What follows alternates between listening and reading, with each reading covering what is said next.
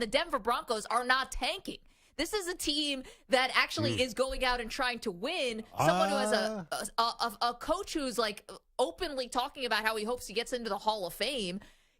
This is embarrassing for Denver for sure. We'll get into that side of it. But to say that, like, to not give Miami the credit after this game, I think is just being sour grapes. Well, let's let everyone into the production room and then tell them the second conversation we had. What was when that? I revealed the spread of the game, Buffalo is a 3-point favorite of Miami. You were shocked. I was very surprised. How? This is because Vegas knows hanging 70 on Denver means nothing when you're going to visit Buffalo. Because, first of all, the Bills are always home favorites. The Bills haven't been an underdog in like 5 years. Very proud of the home field advantage. Vegas loves the Buffalo Bills. So that is one thing to take into account. But I just don't think it translates. I don't think what happened on Sunday against Denver translates to the future. I think they're obviously an elite team. They're a very, very good team. But I just don't think they're going to be dropping those kind of numbers on big-time defenses. I don't know if Buffalo has that. You've been a little critical of Buffalo's defense. Listen, the game they played on Sunday against the Washington Commanders was the best defensive performance I've seen from the Bills literally this century. Well, century. It's not going to be as good. Isn't it funny that Denver got lit up by that same Washington offense that could do nothing against Buffalo? That's true. Denver obviously has real fundamental problems. And it was just so embarrassing the way they played against Dolphins. They gave up in every possible way. And I think they were also having serious heat issues. So I think that added to it. I just don't see this translating. I think they're going to be a very good team. I think they're definitely in the mix in the AFC. But everyone's talking about like this, if it's Miami and then the rest of the conference. No. There are a lot of really good teams who are going to be challenging Miami. They're 2 points away from, creating history and becoming setting the record for the single season, most points, in a single game in NFL history. And I love how Mike McDaniel said, we didn't want to go for that record because we thought it'd be bad karma. It's like, you basically did. I mean, it's not like you did call off the Dogs and Denver really couldn't do much about it, but you made a statement. You certainly embarrassed your opponent beyond like sportsmanship.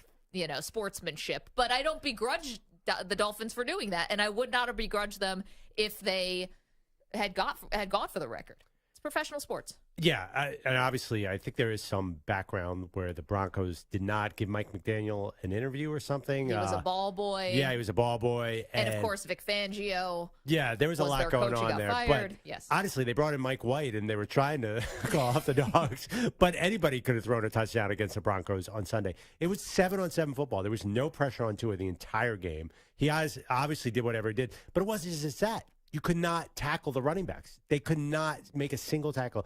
Tua had 309 yards. I think 250 of them were the running backs just running wild because you throw a screen pass and Denver's like, all right, you got us. Just run into the end zone. It was terrible. It was shocking how bad that was. That 50-point differential was more in one game than like the first 6 of Nathaniel Hackett's games coaching in Denver. And I know that Sean Payton called out Nathaniel Hackett, and Nathaniel Hackett deserved to get called out last year. They did a terrible job.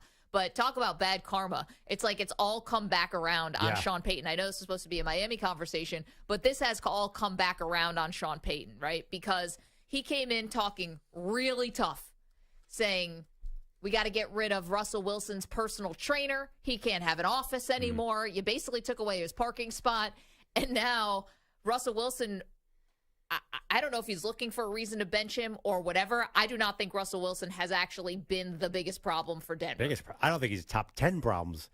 I'll tell you, Russell Wilson, did you? I don't know if you saw the very beginning of the game. They came out. Miami, of course, just stormed down the field for a touchdown. Then Denver got the ball. Russell just boom, boom, boom. And then he threw a 40-yard dart to Cortland Sutton, where Cortland Sutton's feet were in bounds, but Peyton didn't challenge it because it seems like he's lost his fastball and gave the ball right back to Miami. He's doing a terrible job coaching. I mean, there's just no way around it. And you can blame whoever you want to blame. You can blame Hackett, as he did before the season, then blamed it on having too much coffee, that he got too honest with the USA Today reporter about how terrible Hackett was. But now there's no one else to blame. No, you lose by 50. That's on you. It's totally on you. Yeah. Let's hear Sean Payton. This is him getting angry with a reporter after the loss.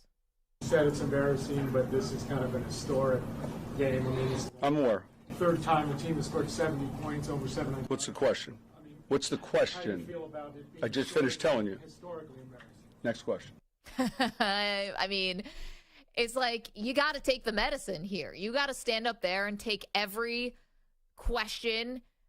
And honestly, like he could use a lesson, and it's going to sound crazy, from how Dion handled getting slaughtered by Oregon, my Ducks. At least took the butt whooping. You just got to take it in stride. And I know Peyton did say some things about, it took their medicine a little bit, but you got to just fight through that and be a little bit more gracious. It can't just be all about your ego. Next question. Can't next question after you lose by 50. You got to stand up there and answer every last question. Yeah, I mean, the interesting thing about them is they have the Bears next. Yeah, and nice landing spot. Then they have the Jets. So this is bad. Losing 70-20 is bad.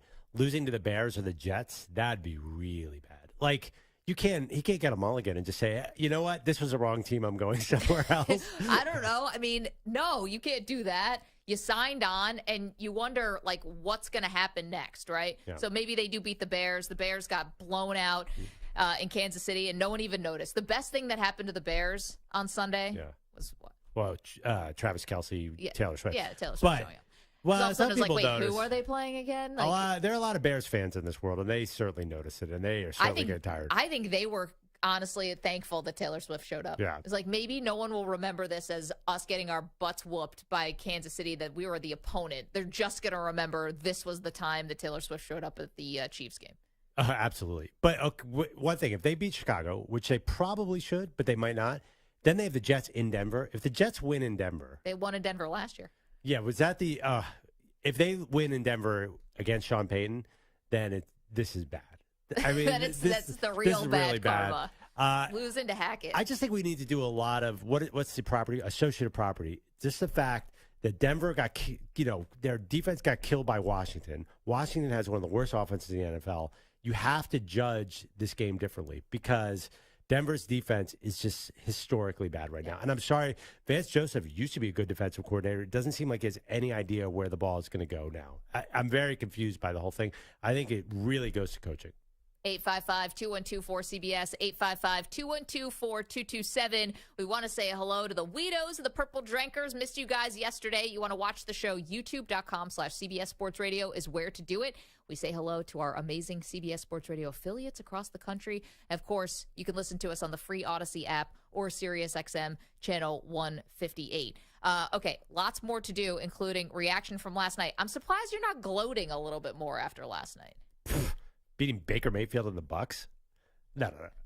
Half the team had the flu, and you guys still won. And it wasn't even the most impressive game that you've had. Are you kidding me? Not even close. The Eagles have gotten to the point where you don't even notice a 25-11 win over the Tampa Bay Buccaneers. We have much bigger.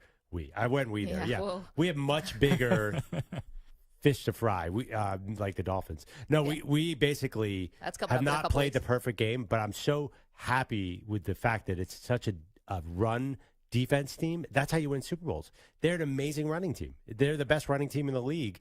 Well, now maybe Miami's going to challenge them. But the fact that they do that and defense, I couldn't be happier. But you're not gloating about the Bills? No, I'm not. Because, right, you beat the Commanders. Yeah, that's why.